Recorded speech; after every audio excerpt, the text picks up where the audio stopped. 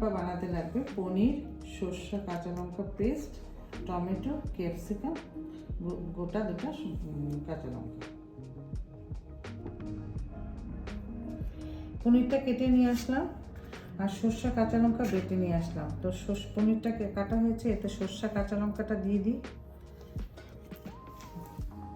দিয়ে এতে স্বাদ মতন লবণ আর স্বাদ মতন হলুদ আর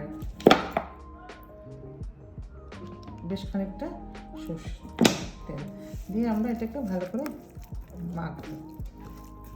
এটা ভাপে হবে তো,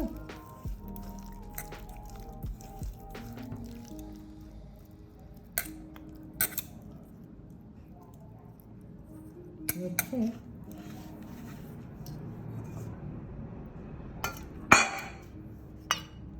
একটু জল দিয়ে দিলাম।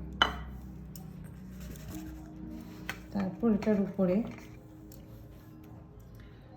এইভাবে টমেটোগুলো দিয়ে দিলাম, ক্যাপসিকামগুলো দিয়ে দেবো এইভাবে সুন্দর করে।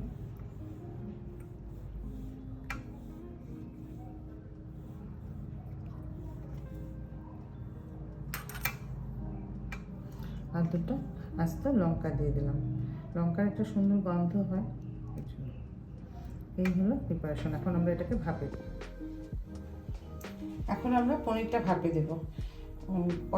কড়াই বসালাম, কড়াইতে মোটামুটি আধার মতন জল দিব, দিয়ে তারপর স্ট্যান্ডটা বসিয়ে দিলাম।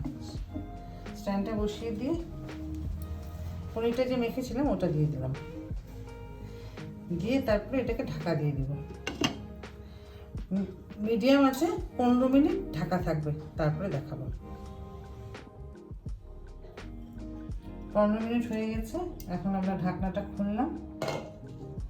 এই যে পনির, টমেটো, ক্যাপসিকাম সেদ্ধ হয়েছে এটার প্রমাণ এই যে কাঁচা লঙ্কাটা সেদ্ধ হয়ে গেছে। রোজকার রান্নাঘর থেকে পনির ভাপা ক্যাপসিকাম অ্যান্ড টমেটো দিয়ে।